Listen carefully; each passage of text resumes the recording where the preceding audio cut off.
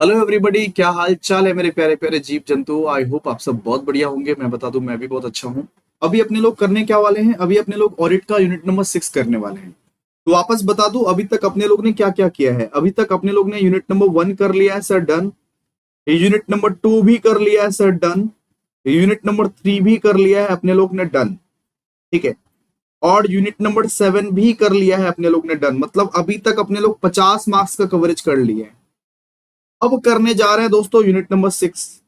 Unit number 6 भी कर लोगे तो यहाँ पे 50-55 मार्क्स का पूरा कवरेज हो जाएगा। मतलब आप ये समझिए कि 55 से 60 नंबर का कवरेज आपका हो जाने वाला है ये चैप्टर के साथ। तो यूनिट नंबर 6 बहुत इंपॉर्टेंट है, 10 मार्क्स का आएगा यहाँ पे। ऑडिट रिपोर्ट एंड सर्टिफिकेट, छोटा सा चैप्टर है। आइए जरा समझते हैं क्या है क्या नहीं है, जरा समझते हैं। ठीक है। ऑडिट रिपोर्ट क्या है, ऑडिट सर्टिफिकेट क्या है, जरा आपको समझना पड़ेगा। तो ऑडिट रिपोर्ट क्या होता है, जब एक ऑडिटर साहब आपके कंपनी में आते हैं और ऑडिट करके जाते हैं, तो लास्ट में ना वो एक ऑडिट रिपोर्ट को लिखते हैं। जिस रिपोर्ट में वो ये लिखते हैं कि ये कंपनी ने कोई घपलाबाजी तो नहीं किया, ये कंपनी का सब कुछ ठीक है कि नहीं है। तो जब एक ऑडिटर ऑडिट करता है तो लास्ट में वो एक ऑडिट रिपोर्ट देता है। वो रिपोर्ट होता है वो कंपनी का रिपोर्ट कार्ड, कि कंपनी कैसा परफॉर्म कर रही है, कंपनी में कोई कोई कोई यहाँ पे घपलाबाजी तो नहीं चल रहा है। इसको बोलते हैं ऑडिट रिपोर्ट। के ऑडिटर जो ऑडिट करके गया है कंपनी में, वो जो चेक करके गया सारा का सारा फाइनेंशियल स्टेटमेंट, सारा का सारा फाइनेंशियल स्टेटमेंट जो है वो ट्रू एंड फेयर है कि नहीं, वो सही है कि नहीं, इसको बोलते हैं अपने लोग ऑडिट रिपोर्ट। तो ऑडिट रिपोर्ट क्या होता है, ऑडिट रिपोर्ट ऑडिटर द्वारा ऑडिट कंप्लीट होने के बाद एक फॉर्मल रिटन रिपोर्ट होता है। नॉर्मली जब ऑडिटर ऑडिट कंप्लीट करता है ना, तो एक फॉर्मल रिटन रिपोर्ट वो देता है कि कंपनी में सब कुछ बढ़िया चल रहा है, कंपनी में सब कुछ एकदम चंगा सी, कि कंपनी का सारा financial statements true and fair view के साथ रिपोर्ट किया गया है कि नहीं किया गया। नॉर्मली वो एक फॉर्मल रिटन रिपोर्ट देता है, उसको बोलते हैं दोस्तों ऑडिट रिपोर्ट। तो ऑडिटर के द्वारा ऑडिट कंप्लीट होने के बाद जो एक रिपोर्ट बनाया जाता है उसको अपने लोग क्या बोलते हैं, ऑडिट रिपोर्ट। जहां पे एक ऑडिटर ये बताता है कि कंपनी में सब कुछ सही चल रहा है, या कंपनी में फ्रॉड हो रहा है, या एरर हो रहा है, कुछ भी। वो पूरा कंक्लूजन बताता है इस वाले रिपोर्ट में कि कंपनी में आखिरकार क्या चल रहा है। क्लियर है।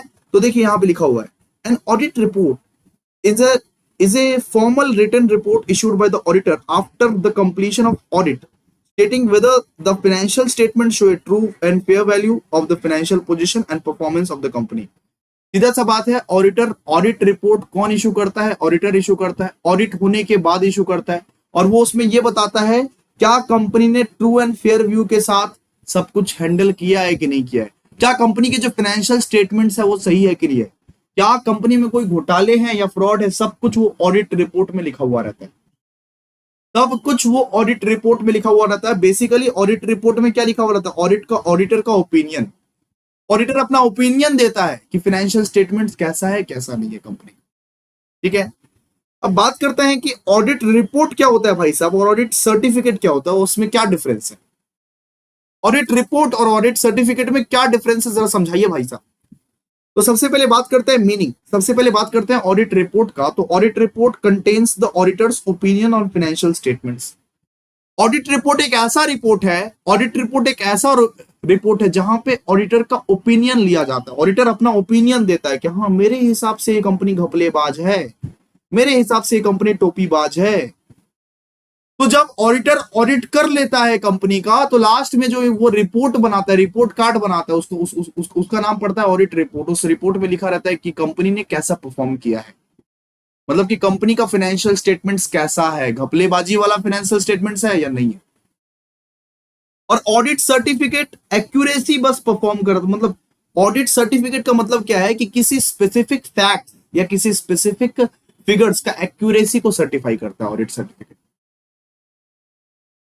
कोई एक छोटा सा स्पेसिफिक फैक्ट है, कोई एक, ठीक है, अगर कोई एक छोटा सा स्पेसिफिक फैक्ट्स है, फिगर्स है, उसका एक्यूरेसी को, उसका करेक्टनेस को ऑडिट सर्टिफिकेट जो है वो बताता है। ठीक है। क्लियर है। तो audit certificate confirms accuracy of specific facts और फिगर्स। ऑडिट रिपोर्ट के बारे में अगर बात करें तो audit report examination judgement and audit evidence पर बेस्ड होता है। ऑडिट रिपोर्ट का मतलब होता है कि सबसे पहले ऑडिटर आएगा, आपका ऑर्गेनाइजेशन का पहले एग्जामिन करेगा, वो जज करेगा। जज वैसे जज तो वो क्या करती थी आपको, जज तो वो किया करती थी हर बात पर। Based on the examination judgement and audit evidence, ठीक है।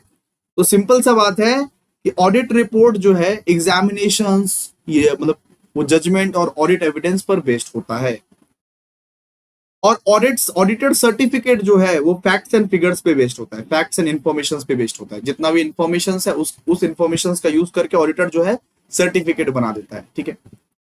ऑब्जेक्टिव्स, ऑडिट रिपोर्ट का ऑब्जेक्टिव ये है कि to express opinion on truth and fairness of accounts. एक ऑडिटर की रिस्पॉन्सिबिलिटी है कि हमेशा सच बोलो और हमेशा ट्रू एंड फेयर अकाउंट्स दिखाओ, अकाउंट्स की ट्रूथ और फेयरनेस पर ओपिनियन देना,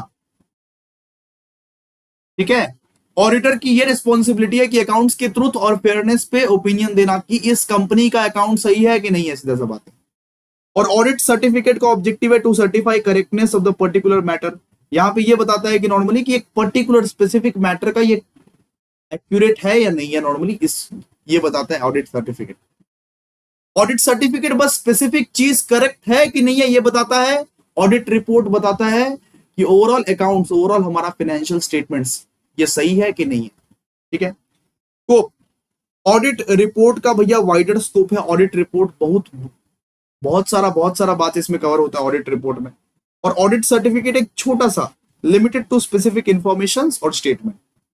ऑडिट सर्टिफिकेट एक छोटा सा इंफॉर्मेशन या छोटा सा इंफॉर्मेशन पर बेस्ड होता है। रिस्पॉन्सिबिलिटी, तो ऑडिटर यहां पे रिस्पॉन्सिबल होता है ऑडिट रिपोर्ट के। ऑडिट रिपोर्ट कौन बनाएगा? ऑडिटर, ठीक है। और ऑडिटर सर्टिफिकेट भी कौन बनाएगा? वो भी ऑडिटर ही बनाता है, वो भी ऑडिटर ही बनाता है कि कुछ स्टेटमेंट या कुछ फैक्ट सही है कि नहीं है, ये पता करने के लिए अपने लोग ऑडिट सर्टिफिकेट बनाते हैं कि ऑर्गेनाइजेशंस के कुछ स्टेटमेंट्स या कुछ फैक्ट सही है कि नहीं है, ये पता करने के लिए ऑडिट सर्टिफिकेट बनाते हैं, ठीक है। एग्जाम्पल्स देखो, एग्जाम्पल्स तो जैसे ऑडिट रिपोर्ट का एग्जाम्पल्स हो गया जैसे वो स्टैट्यूटरी ऑडिट, ठीक है।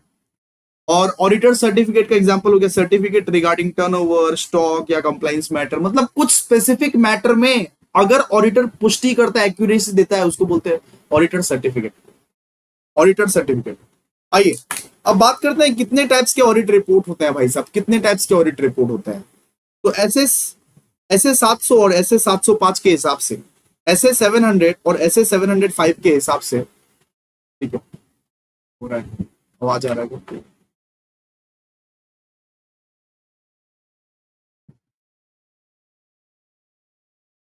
यस, तो ऐसे ये 700 और ऐसे 705 के हिसाब से नॉर्मली ऑडिट रिपोर्ट के बहुत सारे टाइप्स होते हैं, बहुत सारे टाइप्स होते हैं ऑडिट रिपोर्ट।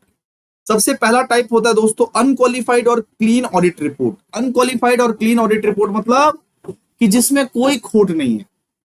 जब ऑडिटर फाइनेंशियल स्टेटमेंट से कंप्लीटली सेटिस्फाइड है, हाँ भाई हम कंप्लीटली सेटिस्फाइड है, आप बहुत बढ़िया कंपनी चलाए हैं।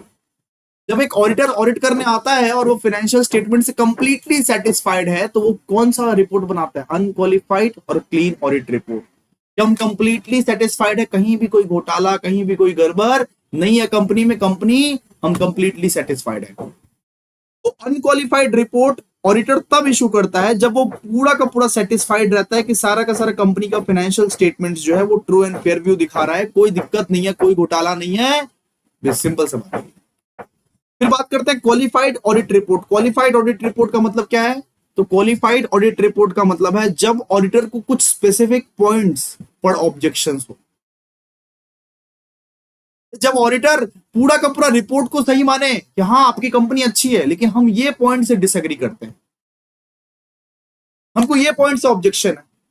जब ऑडिटर को कुछ स्पेसिफिक पॉइंट से अगर ऑब्जेक्शन है तो वो क्वालिफाइड ऑडिट रिपोर्ट निकालता है नॉर्मली। मतलब ऑडिट रिपोर्ट आप पास करके कोई दिक्कत नहीं है, लेकिन हमको ये पॉइंट से आपका ऑब्जेक्शन। ऑडिटर यहां बोलता है कि हम कोई दिक्कत नहीं, हम रिपोर्ट बनाते रहे ऑडिट रिपोर्ट, लेकिन हमको ये पॉइंट से, आपका जो ये पॉइंट है ना, हम कुछ पॉइंट से आपका डिसएग्री करते हैं। अगर ऑडिटर साहब की कंपनी के या ऑर्गेनाइजेशंस के कुछ पॉइंट से डिसएग्री करता है तो उसको बोलते हैं ऑडिट क्वालिफाइड रिपोर्ट बनाता है वो।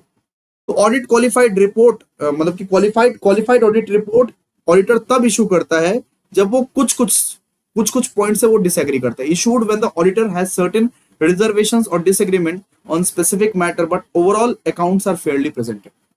ओवरऑल तो सब कुछ ठीक है, लेकिन हम कुछ पॉइंट से आपका डिसएग्री करते हैं, उस केस में एक ऑडिटर जो है क्वालिफाइड ऑडिट रिपोर्ट बनाता है। फिर बात करते हैं एडवर्स ऑडिट रिपोर्ट। अगर तुम्हारा कंपनी घोटालाबाज है, फ्रॉड है, फर्जी है, तो उस केस में ऑडिटर जो रिपोर्ट बनाता है नॉर्मली उसको बोलते हैं एडवर्स ऑडिट रिपोर्ट।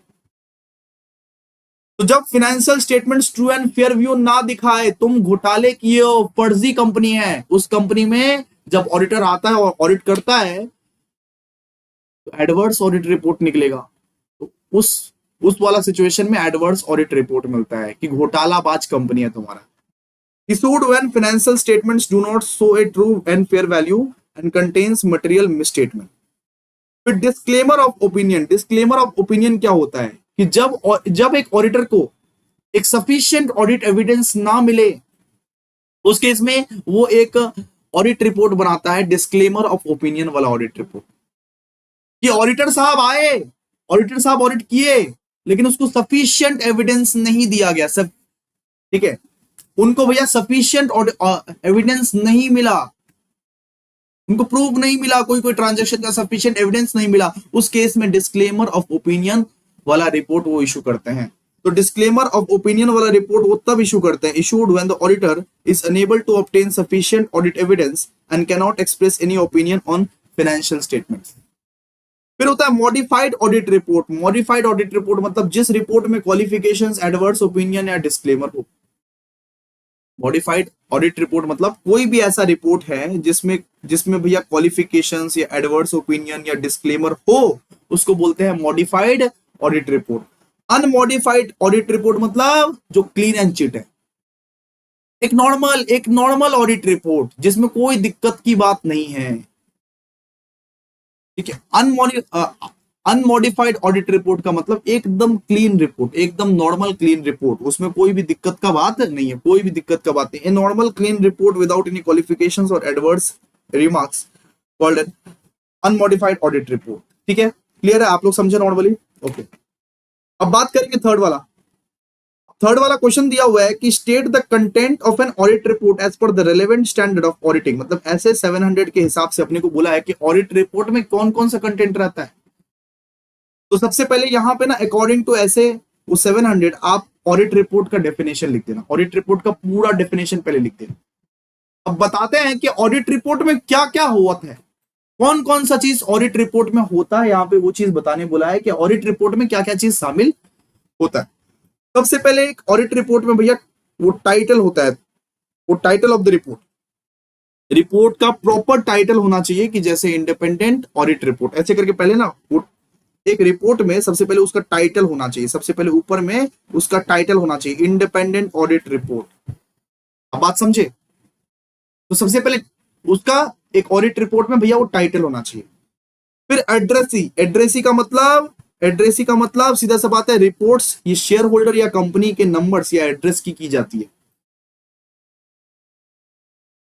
ठीक है, so the report should be address the share holders और मेंबर्स ऑफ द कंपनी।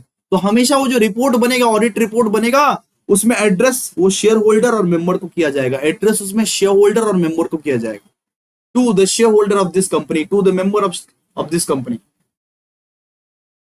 ठीक है, फिर यहां पे ऑडिटर क्या करेगा, अपना ओपिनियन देगा, अपना ओपिनियन देगा। इसको बोलते हैं अपने लोग ओपिनियन पैराग्राफ। ओपिनियन पैराग्राफ मतलब इसमें ऑडिटर अपना ओपिनियन देता है कि फाइनेंशियल स्टेटमेंट्स ट्रू है कि फेयर है कि कैसा है, घोटालेबाज कंपनी है, घपलेबाज कंपनी है कि अच्छी कंपनी है।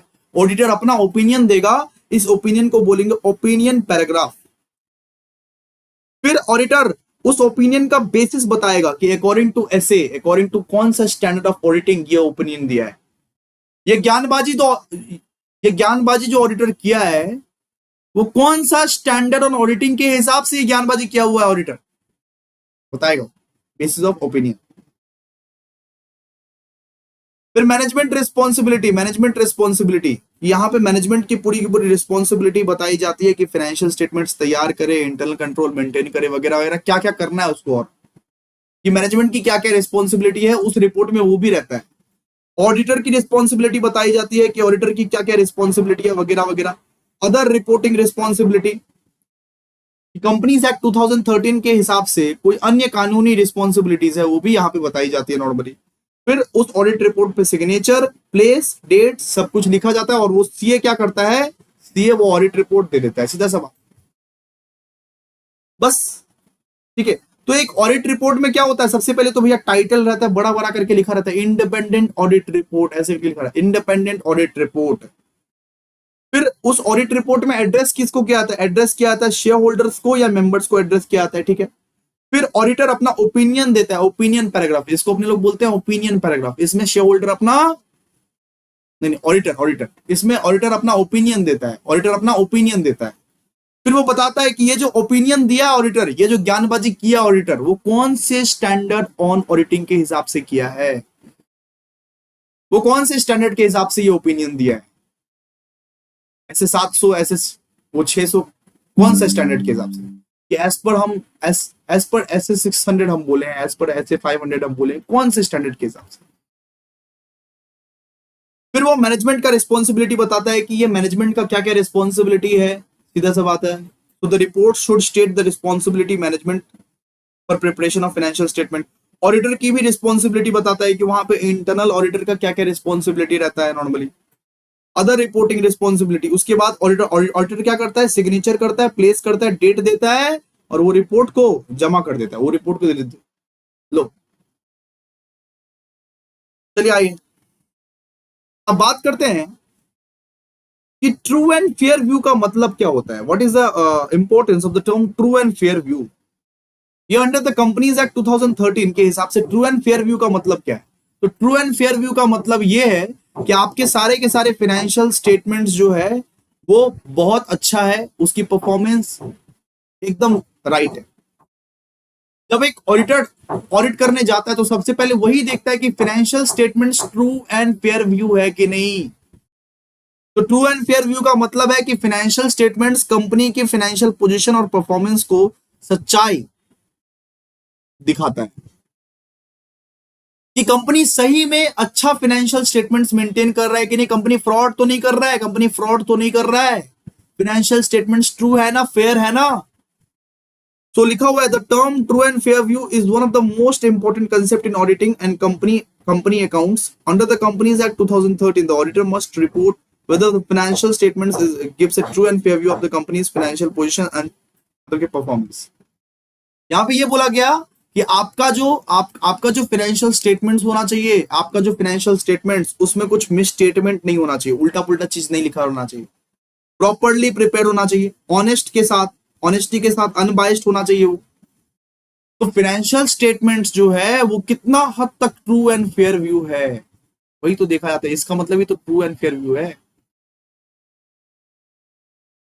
क्लियर है? तो ट्रू एंड फेयर व्यू का मतलब क्या होता है कि आपका जो फाइनेंशियल स्टेटमेंट्स है उसमें कोई मिस स्टेटमेंट नहीं होना चाहिए, उल्टा पुल्टा चीज नहीं लिखा रहना चाहिए, फाइनेंशियल स्टेटमेंट्स को प्रॉपर्ली प्रिपेयर किया जाना चाहिए, ऑनेस्ट होना चाहिए, अनबायस्ड होना चाहिए। सिंपल सा बात है, इसको बोलते हैं अपने लोग, क्या बोलते हैं, true and fair view of accounting.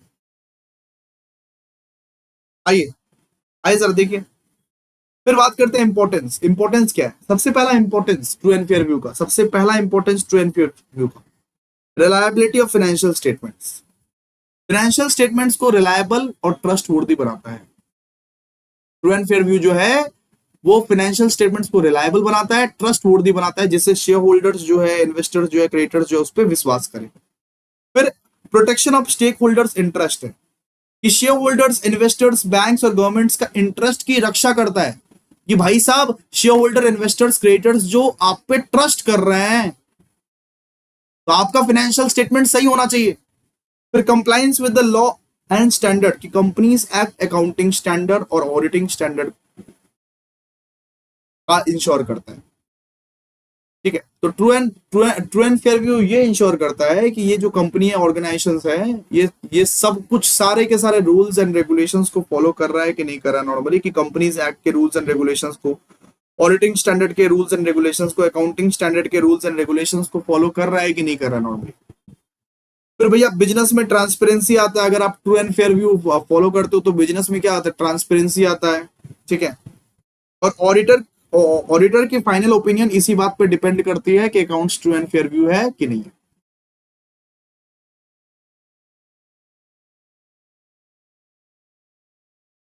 Clear है।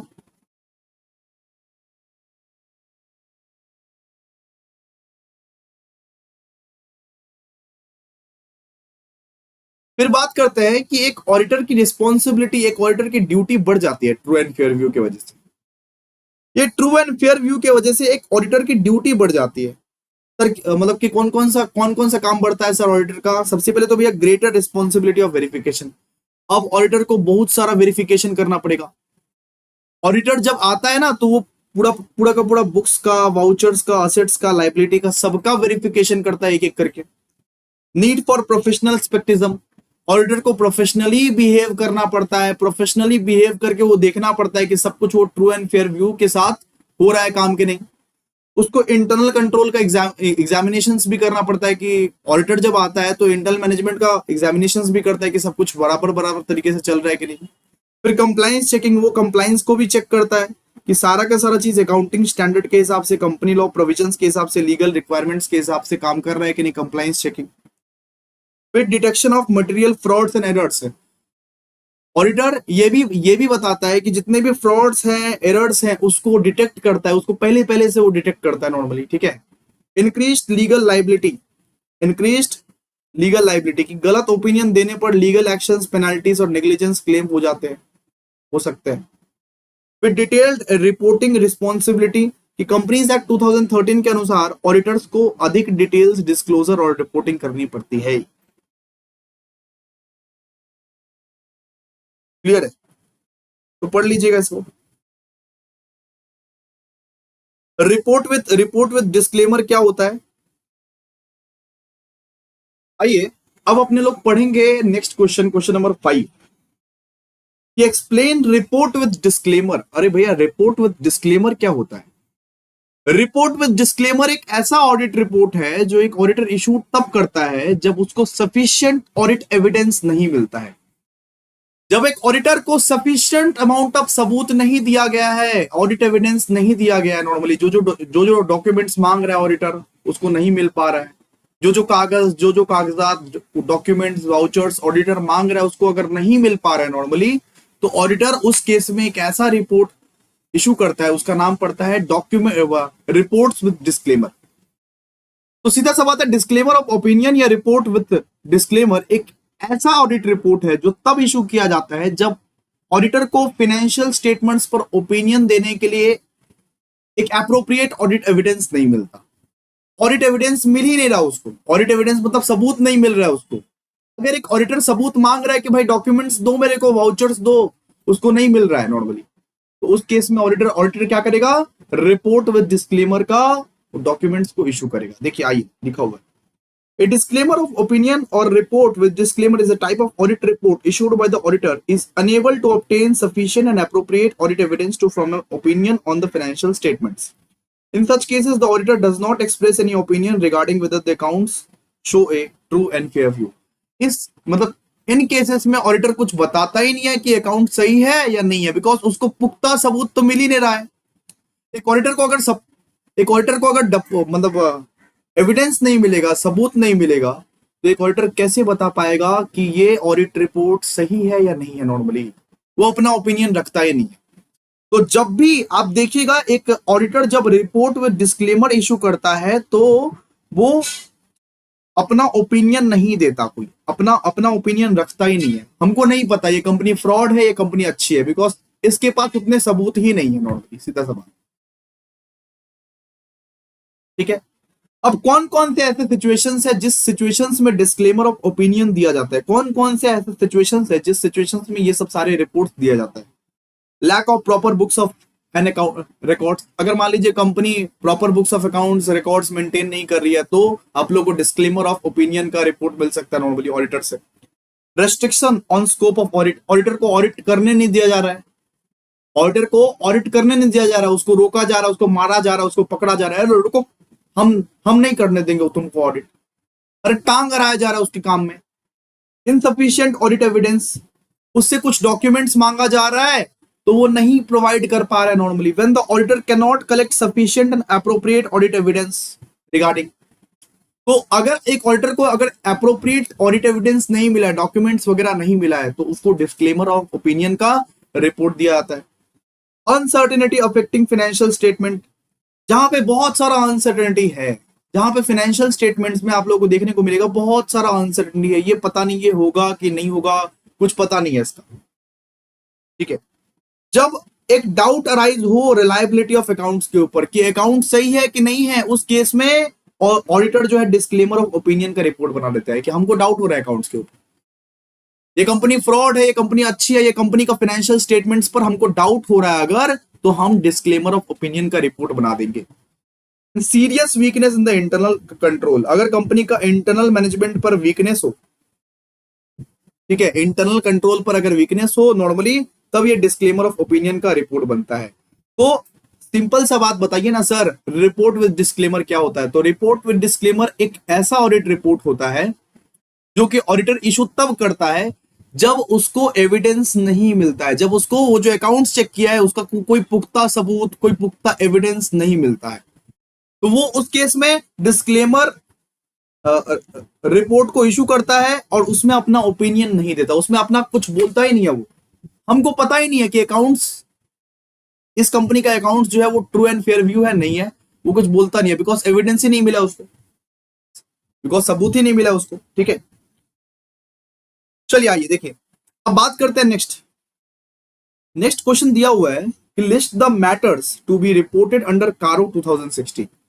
अब बात को समझने, अब सबसे पहले आप लोगों को लगेगा कि ये कारो 2016 क्या है, कारो 2016 क्या है? तो कारो 2016 मतलब कि कंपनीज ऑडिटर्स रिपोर्ट्स ऑर्डर 2016। आप समझे कि कंपनीज ऑडिटर्स रिपोर्ट्स ऑर्डर 2016 इसका फुल फॉर्म है नॉर्मली। ये सेंट्रल गवर्नमेंट द्वारा एक कंपनीज एक्ट 2013 का सेक्शन 143 क्लॉज 11 में वो जारी किया गया, जिसके तहत इसमें यह बताई जाती है कि कंपनी के कुछ ऐसे मैटर्स है जिसपे रिपोर्ट देनी पड़ती है।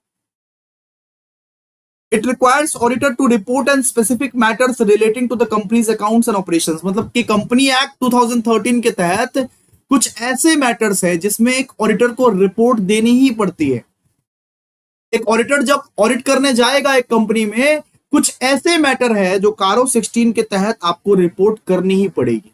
सबसे पहले कि फिक्स्ड असेट, एक ऑडिटर को हमेशा फिक्स्ड असेट का रिकॉर्ड करना ही पड़ेगा नॉर्मली, कि कंपनी के पास कितना फिक्स्ड असेट है कितना नहीं है, नॉर्मली उसका प्रॉपर रिकॉर्ड चाहिए। जब एक ऑडिटर एक कंपनी में ऑडिट करने के लिए जाता है तो सबसे पहले यह बोला गया कि कारो 2016 के हिसाब से, कंपनीज एक्ट 2013 के हिसाब से, कारो के हिसाब से फिक्स्ड असेट का रिकॉर्ड तो आपको करना ही पड़ेगा। फिक्स्ड असेट का रिकॉर्ड तो करना ही पड़ेगा कि एक कंपनी के पास कितना फिक्स्ड असेट है कितना नहीं है वगैरह वगैरह, पूरा प्रॉपर फिजिकल वेरिफिकेशन होना चाहिए, प्रॉपर फिजिकल रिकॉर्ड होना चाहिए। उसमें यह भी बोला गया कि इन्वेंट्री का भी प्रॉपर रिकॉर्ड होना चाहिए, कि ऑडिटर की यह भी रिस्पॉन्सिबिलिटी है कि वो पता करे कि कंपनी का इन्वेंट्री कितना है, स्टॉक वगैरह कितना है, उसको भी प्रॉपरली रिकॉर्ड करो आप, और रिकॉर्ड करके रिपोर्ट करो। Loans to the party covered under section 189, मतलब कि तुम कितना कितना लोन लिए हो, कितना कितना लोन दिए हो, ये सब सारा मैटर्स के बारे में आपका रिपोर्ट होना चाहिए। एक ऑडिटर जब कंपनी में ऑडिट करने जाता है तो मतलब कि सिंपल सा बात है, फिक्स्ड असेट्स के हिसाब से प्रॉपर यहां पे रिकॉर्ड होना चाहिए, इन्वेंट्री का प्रॉपर रिकॉर्ड होना चाहिए, ठीक है। सेक्शन 189 के अंडर आप रिलेटेड पार्टी के दिए गए लोन्स, मतलब आप कितना लोन्स दिए हो उसका पूरा का पूरा हिसाब देना चाहिए नॉर्मली, ठीक है। एक ऑडिटर ये भी चेक करेगा कि एक कंपनी का इंटरनल कंट्रोल सिस्टम कैसा करके चल रहा है, किस तरीके से चल रहा है, ठीक है। एक ऑडिटर जो है ये भी चेक करेगा कि कंपनी का इंटरनल कंट्रोल सिस्टम कैसा चल रहा है, उसका इन्वेंट्री, फिक्स्ड असेट, सेल्स के लिए इंटरनल कंट्रोल सिस्टम की एडिक्वेसी क्या है नॉर्मली, ये सब सारे मैटर्स पर रिपोर्ट देने पड़ते हैं ऑडिटर को। एक ऑडिटर को ये सब सारे मैटर्स पर रिपोर्ट देना पड़ेगा, बस तो बस ये कंपनीज एक्ट 2013 ने बोला है कारो के हिसाब से। फिर डिपॉजिट फ्रॉम पब्लिक की पब्लिक डिपॉजिट से कितना कितना पैसा लिया गया नॉर्मली, एक कंपनी जो है पब्लिक डिपॉजिट इशू करके कितना कितना पैसा लिया गया, उसका कॉस्ट रिकॉर्ड मेंटेन है कि नहीं, वो भी वो भी चेक करेगा। एक ऑडिटर ये भी चेक करता है कि कंपनी का कॉस्ट रिकॉर्ड मेंटेन है कि नहीं, कि प्रॉपरली कॉस्ट रिकॉर्ड मेंटेन किए हैं कि नहीं। फिर एक ऑडिटर ये भी देखेगा कि एक कंपनी का स्टैट्यूटरी ड्यूज कितना है, कि वो GST, income tax, provident fund, ये सब वो दिया है कि नहीं दिया है नॉर्मली। क्या क्या company regularly GST, income tax, provident fund देती है कि नहीं देती है नॉर्मली, ये सब भी चेक किया जाएगा। रिपेमेंट ऑफ द लोन, एक ऑडिटर ये भी चेक करेगा कि कंपनी जो है वो लोन को रिपे करती है कि नहीं करती है, रिपे करती है कि नहीं करती है। फ्रॉड रिपोर्टिंग, एक ऑडिटर ये भी बताएगा कि अगर एक कंपनी फ्रॉड कर रही है तो उसको रिपोर्ट करेगा ऑडिटर, ठीक है। एक ऑडिटर का ये भी काम है कि कोई कोई कंपनी अगर फ्रॉड कर रहा है तो उसको रिपोर्ट करेगा नॉर्मली वो ऑडिटर, ठीक है। फिर मैनेजरियल, ठीक है, फिर मैनेजरियल रेम्युनरेशन, तो मैनेजमेंट को रेम्युनरेशन लीगल प्रोविजंस के अनुसार दिया गया है या नहीं है, ये सब चेक करेगा normally.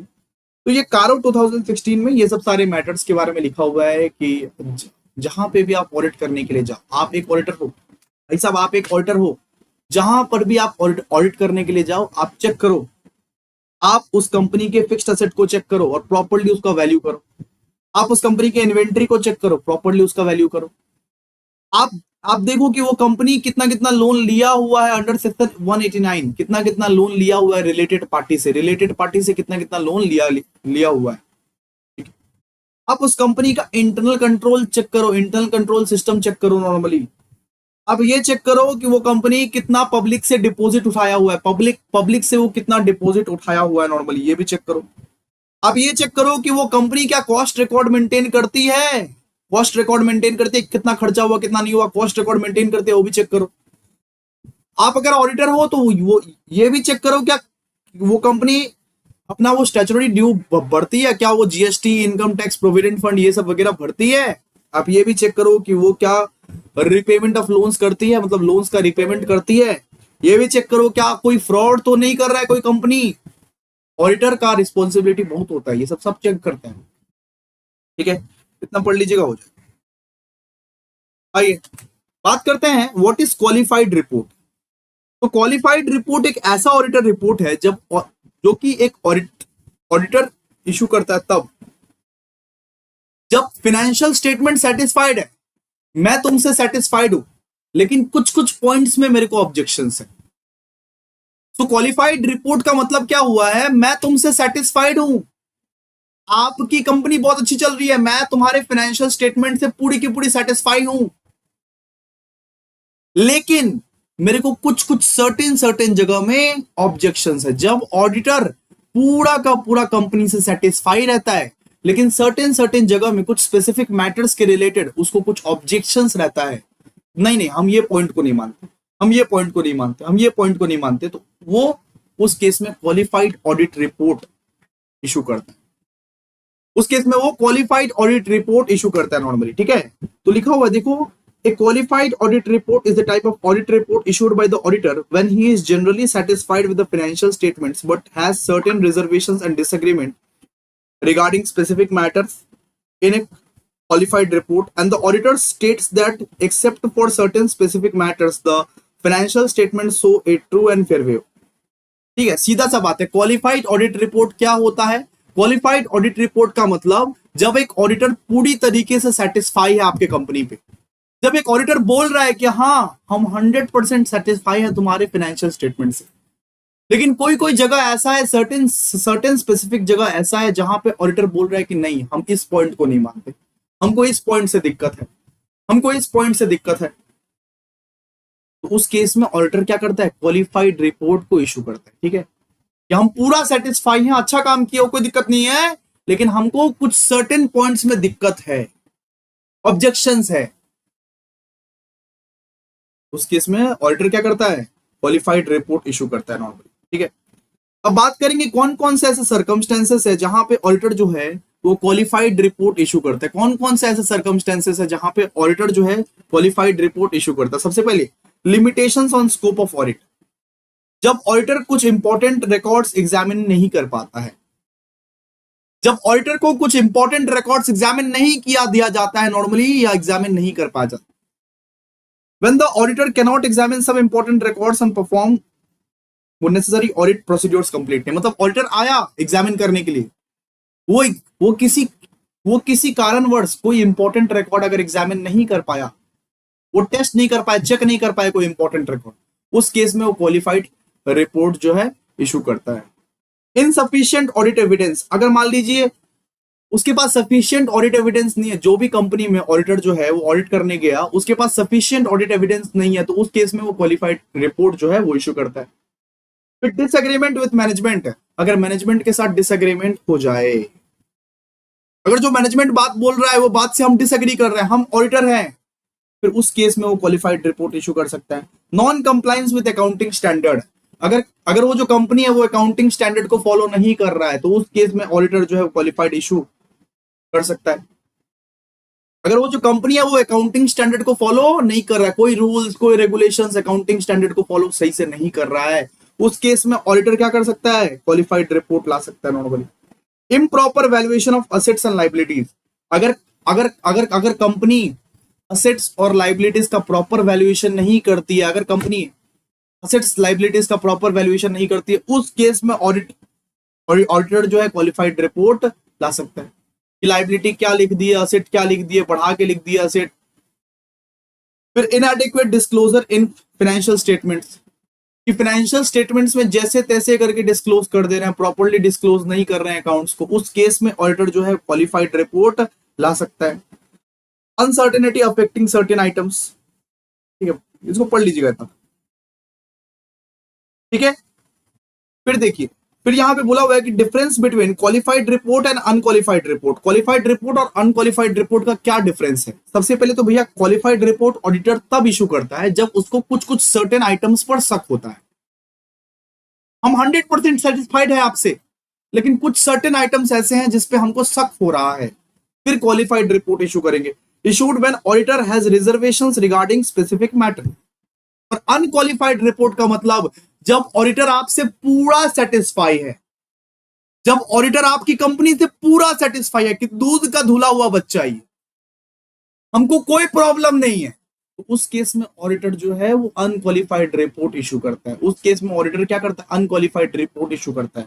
Issued when auditor is fully satisfied with the financial statement.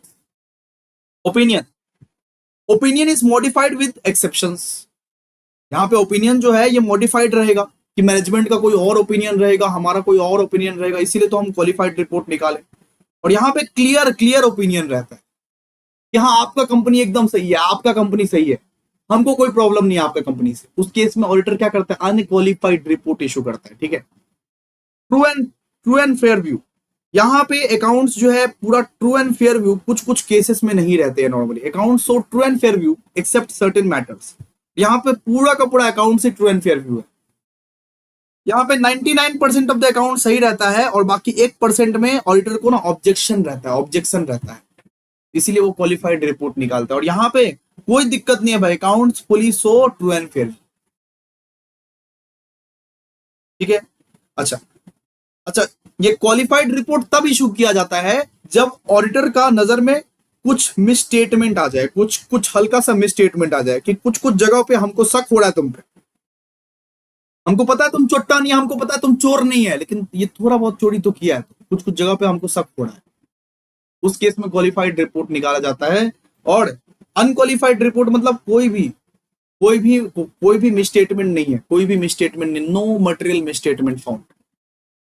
इसका स्कोप लिमिटेड है, इसका स्कोप इसका इसका यहाँ पे कोई स्कोप ही नहीं है नॉर्मली, इसका फ्रॉड करने का कोई स्कोप ही नहीं है। अनक्वालिफाइड रिपोर्ट तब लॉन्च किया जाता है, इशू किया जाता है जब कोई आप फ्रॉड किए ही नहीं है, सब कुछ सही है एकदम, ये सब सही, ठीक है। ये रहता है मॉडिफाइड ऑडिट रिपोर्ट और ये रहता है clean audit report. Clean audit report मतलब क्लीन ऑडिट रिपोर्ट मतलब एकदम साफ सुथरा ऑडिट रिपोर्ट, और मॉडिफाइड ऑडिट रिपोर्ट मतलब जहां पे ऑडिटर को ऑब्जेक्शन रहता है कुछ कुछ चीजें में। एग्जांपल्स आप लोग लिख दीजिएगा, जैसे non disclosure of some liabilities, examples लिख दीजिएगा, ठीक है। ये क्या है, क्वालिफाइड और अनक्वालिफाइड। लास्ट क्वेश्चन, अब बात करते हैं अपने लोग कि एडवर्स ऑडिट रिपोर्ट क्या होता है। एडवर्स ऑडिट रिपोर्ट क्या होता है, ठीक है। एडवर्स ऑडिट रिपोर्ट का मतलब आपका कंपनी फ्रॉड है, आपका कंपनी फर्जीवाड़ा कर रहा है, आपका कंपनी का financial statements true and fair view नहीं है, उस केस में ऑडिटर जो है एडवर्स ऑडिट रिपोर्ट निकालता है। एडवर्स ऑडिट रिपोर्ट एक ऐसा मॉडिफाइड रिपोर्ट है जो ऑडिटर तब इशू करता है जब उसे लगता है कि financial statements true and fair view नहीं दिखा रही है, बहुत सारी गलती है, बहुत सारा मिसस्टेटमेंट है। जब ऑडिटर को लगता है कि ये कंपनी फ्रॉड है, ये कंपनी मिसस्टेटमेंट कर रही है, ये कंपनी अपना फाइनेंशियल स्टेटमेंट को सही नहीं दिखा रही है, उस केस में वो एडवर्स ऑडिट रिपोर्ट इशू करता है normally. An adverse audit report is a type of modified audit report issued by the auditor who concludes that the financial statements do not show a true and fair view of the financial position and performance of the company.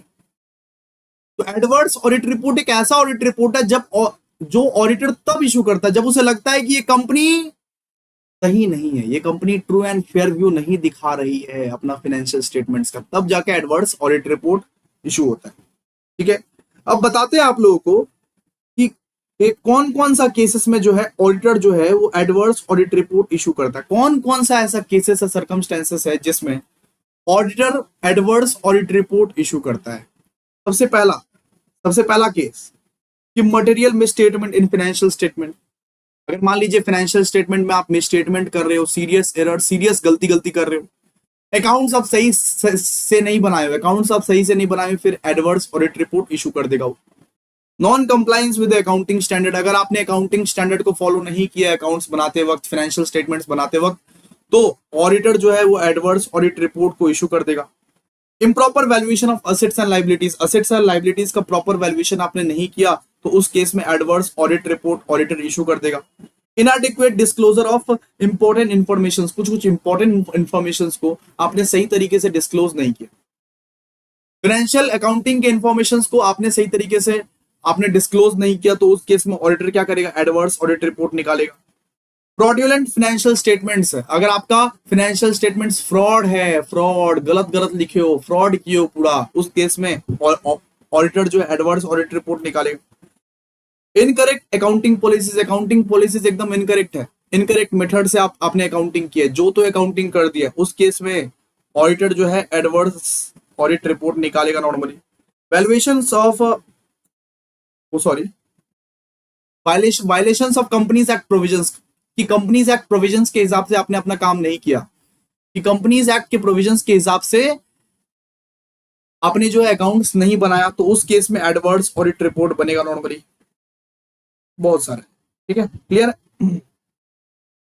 अब बात करते हैं adverse audit report और qualified audit report का difference, इसको आप लोग खुद पढ़िएगा नॉर्मली, ये सेल्फ रीड के लिए नॉर्मली। एडवर्स ऑडिट रिपोर्ट क्या होता है? एडवर्स ऑडिट रिपोर्ट एक ऑडिटर तब इशू करता है जब उसे लगता है कि पूरी की पूरी कंपनी घोटाला है, कि company true and fair view of accounts नहीं दिखा पा रही है, उस केस में एडवर्स ऑडिट रिपोर्ट एक कंपनी। एडवर्स ऑडिट रिपोर्ट ये तब इशू किया जाता है जब 99% गलती है कंपनी की, और ये क्वालिफाइड ऑडिट रिपोर्ट मतलब ऑडिटर पूरा का पूरा वहां पे वो सेटिस्फाइड है, लेकिन 1% 2% ऑब्जेक्शंस की गलती है नॉर्मली।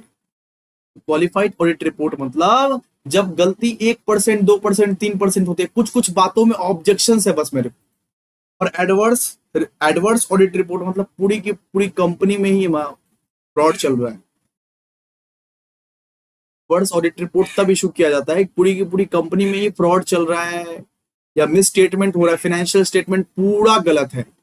और क्वालिफाइड ऑडिट रिपोर्ट तब इशू किया जाता है ऑडिटर के दौरान जब फाइनेंशियल स्टेटमेंट ठीक है भाई, लेकिन कुछ जगह मेरे को बस आपका डाउट है, पढ़ लीजिएगा इसको। हाँ, बस ये चैप्टर भी हमारा खत्म। नेक्स्ट मिलेंगे यूनिट नंबर 5 में। Thank you so much. खत्म। एक बार लाइक कमेंट शेयर कर लीजिएगा, ठीक है। Thank you.